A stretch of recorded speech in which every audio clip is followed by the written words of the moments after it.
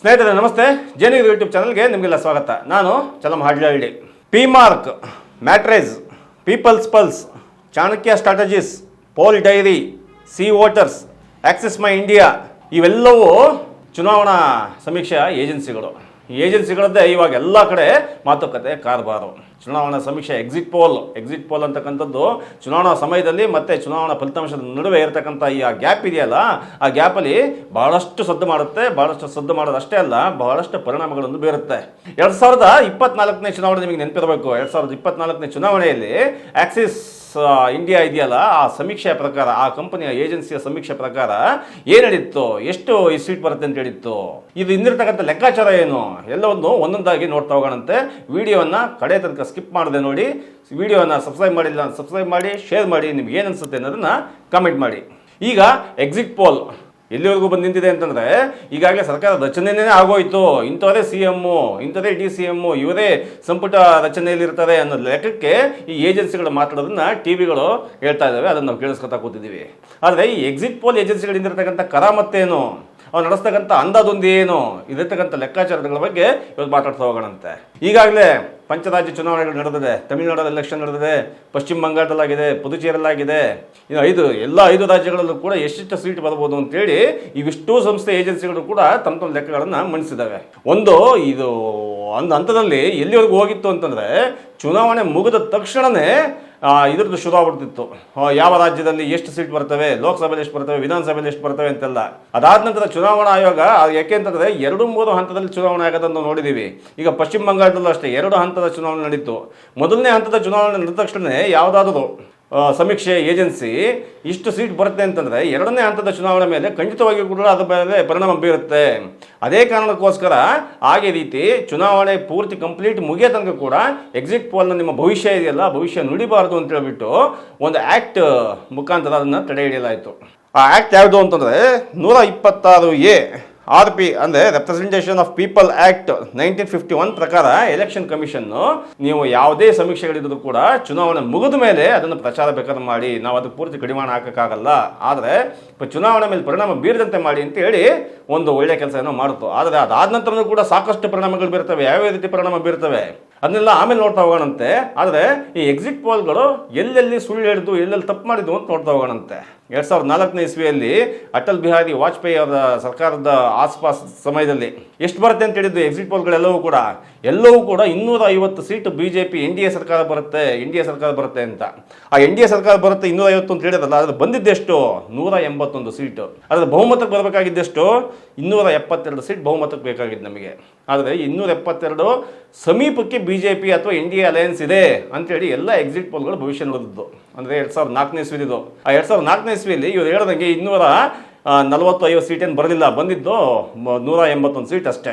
ಅದು ಮೊದಲನೇ 2004ನೇ ಇಸ್ವಿ ಆಯಿತು. ಅದಾದ ನಂತರ 2024ನೇ ಇಸ್ವಿಯಲ್ಲಿ, ಅಂದರೆ ಈಗ ಕಳೆದ ಸಾರಿನ ಓಟ್ ಹಾಕಿದ್ದು ಲೋಕಸಭೆಯಲ್ಲಿ, ಅದು ಭಾಳ ಮುಖ್ಯವಾದ್ದು. ಅದರಲ್ಲಿ 2024ರ ಚುನಾವಣೆ ಪ್ರಕಾರ NDA ಅಲಯನ್ಸು 400 ಸೀಟ್ ಮೇಲೆ ಬರುತ್ತೆ.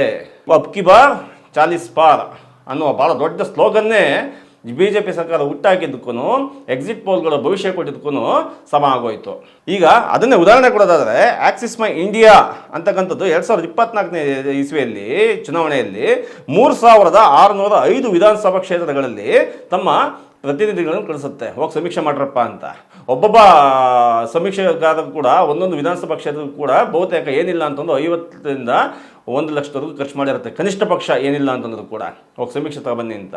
ಆ 2024ರ ಈ ಸಮೀಕ್ಷೆ ತಂದಾಗ ಎಷ್ಟು ಸಮೀಕ್ಷೆ ಕೊಡ್ತದೋ 401 ಸೀಟು NDA ಅಲಯನ್ಸ್ ಬರುತ್ತೆ ಅಂತ ಸಮೀಕ್ಷೆ ಕೊಟ್ಟಿದ್ದು 2024ರಲ್ಲಿ. ಆದರೆ ಬಂದಿದ್ದೆಷ್ಟು 2024ರಲ್ಲಿ ಬಂದಿದ್ದು 293.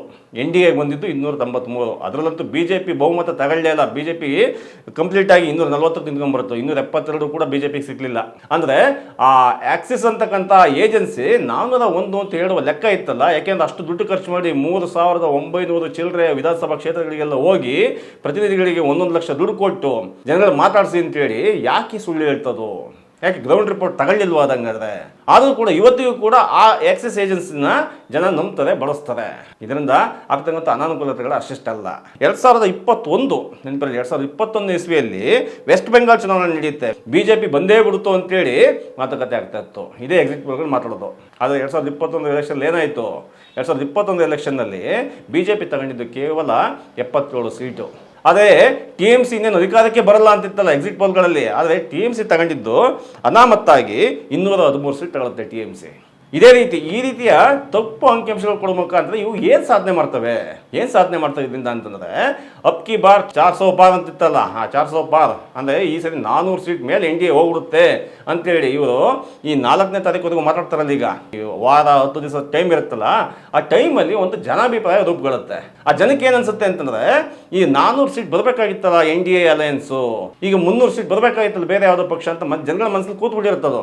ಅದು ಕೂತ್ಕೊಂಡ ತಕ್ಷಣ ಏನಾಗುತ್ತೆ ಅಂತಂದರೆ ಒಂದು ವೇಳೆ ಅಷ್ಟು ಸೀಟ್ ಬರಲಿಲ್ಲ ಅಂತಂದ್ರೂ ಕೂಡ ಅಷ್ಟು ಸೀಟ್ ಬರಬೇಕಾಗಿತ್ತು ಆ ಪಕ್ಷಕ್ಕೆ ಅಂತಕ್ಕಂಥ ಒಂದು ಮನಸ್ಥಿತಿ ಜನಗಳಲ್ಲಿ ರೂಪುಗೊಳ್ಳುತ್ತೆ. ಅದಾದ ಎಲೆಕ್ಷನ್ನಲ್ಲಿ 400 ಸೀಟ್ ಬರೆದೋದ್ರೂ ಪರವಾಗಿಲ್ಲ, ಆದರೆ ಜನಗಳ ಮನಸ್ಸಲ್ಲಿ ಏನಿರುತ್ತೆ ಅಂದರೆ 400 ಸೀಟ್ ಬಂದಿದೆ ಅನ್ನುವ ಭ್ರಮೆಯಲ್ಲೇ ಜನಗಳು ಮುಂದಿನ ಎಲೆಕ್ಷನ್ಗಳಿಗೆ ತಯಾರಾಗ್ತಾ ಹೋಗ್ತಾರೆ. ಈ ರೀತಿ ಅಡ್ಡ ಪರಿಣಾಮಗಳಿಂದಾಗಿ ಎಕ್ಸಿಟ್ ಪೋಲ್ಗಳು ಮಾಡ್ತಕ್ಕಂಥ ಅವಾಂತರಗಳು ಒಂದೊಂದಲ್ಲ. ಒಂದು ವೇಳೆ ಈ ರೀತಿ ಎಕ್ಸಿಟ್ ಪೋಲ್ಗಳನ್ನು ಕಂಪ್ಲೀಟಾಗಿ ನಿಷೇಧ ಮಾಡೋದು ಕೂಡ ಏನು ಲಾಸ್ ಏನೂ ಇಲ್ಲ. ಯಾಕೆಂತಂದರೆ ಇದರಿಂದ ಒಂದು ಅನುಕೂಲ ಕೂಡ ಇದೆ. ಏನು ಅಂತಂದರೆ ಎಲೆಕ್ಷನ್ನು ನಡೆದಾಗಿಂದ ಹಿಡಿದು ಫಲಿತಾಂಶದ ತನಕ ಜನ ಏನು ಮಾತಾಡಬೇಕು ಅಂತ ಡಿಸೈಡ್ ಆಗುತ್ತೆ. ಏನು ಮಾತಾಡಬೇಕು, ಯಾರು ಗೆಲ್ತಾರೆ ಯಾರು ಸೋಲ್ತಾರೆ ಅನ್ನೋದನ್ನು ಯಾರು ಡಿಸೈಡ್ ಮಾಡಬೇಕು, ಯಾಕೆ ಚರ್ಚೆ ನಡೀಬೇಕು ಅಂತ ಜನಗಳ ಮಧ್ಯೆ. ಈಗ ಯಾವುದೋ ಒಂದು ರಾಜ್ಯದಲ್ಲಿ ಯಾವುದೋ ಒಂದು ಪಕ್ಷ ಲೀಡ್ ಬರುತ್ತೆ ಅಂತಂದರೆ ಯಾಕೆ ಲೀಡ್ ಬರುತ್ತೆ ಅಂತ ಜನಗಳ ಮಧ್ಯೆ ಮಾತಾಡೋಕ್ಕಿರ್ತಕ್ಕಂಥ ಒಂದು ಸ್ಪೇಸು. ಅವಾಗ ಅವ್ರು ಏನು ಮಾಡ್ತಾರೆ ಅಂತಂದರೆ ಜನಗಳು ಕೂತ್ಕೊಂಡು ಯೋಚನೆ ಮಾಡ್ತಾರೆ, ಇವರು ಅಭಿವೃದ್ಧಿ ಕೆಲಸ ಮಾಡಿದಾರಾ, ಇವರು ಕೋಮು ವಿಚಾರ ತಗೊಂಡ್ಬಂದಿದಾರಾ, ಅಥವಾ ಇವ್ರು ಯಾವುದಾದ್ರು ಅಭಿವೃದ್ಧಿ ವಿಚಾರ ತಗೊಂಡ್ಬಂದಿದಾರಾ, ಇವ್ರು ಯಾವ ಥರದ ಎಲೆಕ್ಷನ್ ಸ್ಟ್ರಾಟಜಿ ಅಥವಾ ಇಲ್ಲಿ ಜಾತಿ ಕೆಮಿಸ್ಟ್ರಿ ಕೆಲಸ ಮಾಡ್ತಾ ಇದೆಯಾ, ನಮ್ಮ ರಾಜ್ಯವನ್ನು ಹೆಂಗೆ ಕಟ್ಟಬೇಕು ಅಂತೇಳಿ ಮಾತಾಡೋದಕ್ಕೆ ಒಂದು ಸಕಾರಣವಾದಂಥ ಒಂದು ಸ್ಪೇಸ್ ಇದೆ. ಆದರೆ ಈ ಎಕ್ಸಿಟ್ ಪೋಲ್ ಏಜೆನ್ಸಿಗಳು ಮಾಡ್ತಾ ಇರ್ತಕ್ಕಂಥ ಕೆಲಸದಿಂದಾಗಿ ಈ ಜನಗಳು ಕಟ್ಟೆ ಮೇಲೆ ಕೂತ್ಕೊಂಡು ಮಾಡ್ತಾರಲ್ಲ, ಜನಗಳು ಕಟ್ಟೆಯಲ್ಲಿ ಕೂತ್ಕೊಂಡು ಮಾತಾಡ್ತಕ್ಕಂಥದ್ದು ಎಕ್ಸಿಟ್ ಪೋಲ್ ಇದೆಯಲ್ಲ, ಅದು ಬಹಳಷ್ಟು ಪರಿಣಾಮಕಾರಿಯಾದ್ದು. ಆದರೆ ಈ ಪೇಯ್ಡ್ ಏಜೆನ್ಸಿಗಳಿದಾವಲ್ಲ, ಈ ಪೇಯ್ಡ್ ಏಜೆನ್ಸಿಗಳು ಮಾತ್ರ ಕಂಪ್ಲೀಟಾಗಿ ಡಿಸ್ಟ್ರಾಕ್ಟ್ ಮಾಡಾಕ್ತವೆ. ಈ ಮುಖಾಂತರ ಮುಂದಿನ ಚುನಾವಣೆಗೆ ಈ ಎಕ್ಸಿಟ್ ಪೋಲ್ಗಳು ಅವರಿಗೆ ಒಂದು ವೇಳೆ BJPನೋ ಕಾಂಗ್ರೆಸ್ಸೋ ಆಮ್ ಆದ್ಮಿ ಪಾರ್ಟಿನೋ ಅಥವಾ ಯಾವುದೇ ಪಕ್ಷಗಳು ಒಂದು ವೇಳೆ ಅವ್ರು ಹೇಳಿದಷ್ಟು ಸೀಟ್ಗಳನ್ನು ತಗೊಳ್ಳಿಲ್ಲ ಅಂದ್ರೂ ಕೂಡ ಆ ವಾರ 10-15 ದಿವಸದ ಅವಧಿಯೊಳಗೆ ಅವಷ್ಟು ಸೀಟ್ ತಗೊಂಡಾಗಿ ಹೋಗಿದೆ ಅನ್ನೋ ರೀತಿಯಲ್ಲಿ ಜನಗಳ ಮನಸ್ಸಲ್ಲಿ ಬಿಂಬಿಸೋದ್ರಲ್ಲಿ ಕಂಪ್ಲೀಟಾಗಿ ಯಶಸ್ವಿಯಾಗಿ ಹೋಗ್ತವೆ. ಈ ನಿಟ್ಟಿನಲ್ಲಿ ಮತ್ತೆ ಮುಂದಿನ ಎಲೆಕ್ಷನ್ನಲ್ಲಿ ಮತ್ತೆ 400 ತಗೊಳ್ಳಿಲ್ಲ ಈ ಎಲೆಕ್ಷನ್ನಲ್ಲಿ ಅಂತಂದ್ರೂ ಕೂಡ ಮುಂದಿನ ಎಲೆಕ್ಷನ್ನಲ್ಲಿ 400ಕ್ಕೆ ಹೋಗಲೇಬೇಕು ಅನ್ನೋ ರೀತಿಯಲ್ಲಿ ಜನಗಳ ಮನಸ್ಥಿತಿಯನ್ನು ತಯಾರು ಮಾಡ್ತಾ ಹೋಗ್ತಾರೆ. ಇದು ಎಕ್ಸಿಟ್ ಪೋಲ್ಗಳ ಭವಿಷ್ಯ. ಇಂಥ ಎಕ್ಸಿಟ್ ಪೋಲ್ಗಳನ್ನು ಸಾಧ್ಯವಾದಷ್ಟು ನಿಷೇಧ ಮಾಡಬೇಕು. ಇಲ್ಲ ಅಂತಂದರೆ ಇವಕ್ಕೆ ಒಂದು ಸಾಮಾಜಿಕ ಅಧ್ಯಯನ ಅಂತಿಲ್ಲ, ಇಲ್ಲಿ ಯಾರೂ ಕೂಡ ಸ್ಕಾಲರ್ಸ್ ಇಲ್ಲ ಅಧ್ಯಯನ ಮಾಡೋದಕ್ಕೆ ಅಂತ. ಇವ್ರು ಯಾರು ಅಧ್ಯಯನ ಮಾಡ್ತಾರೆ ಅಂತಂದರೆ ಯಾವುದೇ ರಿಮೋಟ್ಗೆ ಹೋಗಿ ಹಳ್ಳಿಗೆ ಹೋಗಿ ಜನಗಳನ್ನ ಮಾತಾಡ್ಸಲ್ಲ ಸಮೀಕ್ಷೆ ಮಾಡೋವಂಥವ್ರು. ಇವು ಎಲ್ಲಿ ಅಂತಂದರೆ ರಸ್ತೆ ಬದಲು ಯಾವುದೋ ಸ್ಟಾರ್ ಹೋಟ್ಲಲ್ಲೋ ಅಥವಾ ಸಿಟಿಗೆ ಬಂದುಬಿಟ್ಟು ಅಲ್ಲಿ ಬಂದುಬಿಟ್ಟು ಒಂದು 500 ಜನ 1000 ಜನ ಮಾತಾಡಿಸ್ಬಿಟ್ಟು ಇದೇ ಜನಾಭಿಪ್ರಾಯ, ಇವ್ರು ಇಷ್ಟು ಜನ ಕೋಟ್ ಹಾಕಿದ್ದಾರೆ, ಇದೇ ಗೆದ್ದುಬಿಡುತ್ತೆ ಈ ಕ್ಷೇತ್ರದಲ್ಲಿ ಅಂತ ಮಾತಾಡ್ಕೊಂಡು ಹೋಗ್ತಾರೆ. ಇವರಿಗೆ ಆ ಕ್ಷೇತ್ರದಲ್ಲಿ ಯಾಕೆ ಗೆಲ್ಲಬೇಕು, ಎಲ್ಲಿ ಗೆಲ್ಲಬೇಕು, ಯಾವ ಪಕ್ಷ ಯಾವ ಕಾರಣಕ್ಕೋಸ್ಕರ ಗೆಲ್ಲಬೇಕಿತ್ತು ಅನ್ನೋ ರೀತಿಯ ಒಂದು ಸಮೀಕ್ಷೆ ವರದಿಯನ್ನು ಇವರು ಯಾರೂ ಕೊಡೋದಿಲ್ಲ. ಇವರು ಮಾಡ್ತಕ್ಕಂಥ ಅರೆಬೆಂದ ಈ ಏಜೆನ್ಸಿಗಳಿದಾವಲ್ಲ, ಈ ಅರೆಬೆಂದ ಈ ಏಜೆನ್ಸಿಗಳಿಂದ ಈ ಎಕ್ಸಿಟ್ ಪೋಲ್ಗಳಿಂದ ಈ ದೇಶ ಬಿಡುಗಡೆ ಹೊಂದಬೇಕಾಗಿದೆ. ಆ ಬಿಡುಗಡೆ ಹೊಂದಿದಾಗ ಮಾತ್ರ ಚುನಾವಣೆ ಇನ್ನೂ ಗಟ್ಟಿಯಾಗಿ ನಡೆಯುತ್ತೆ, ದೇಶ ಶಕ್ತಿ ಮುನ್ನಡೆಯುತ್ತೆ ಅಂತ ಹೇಳ್ತಾ ಈ ವಿಡಿಯೋ ಮುಗಿಸ್ತೀವಿ. ಧನ್ಯವಾದಗಳು.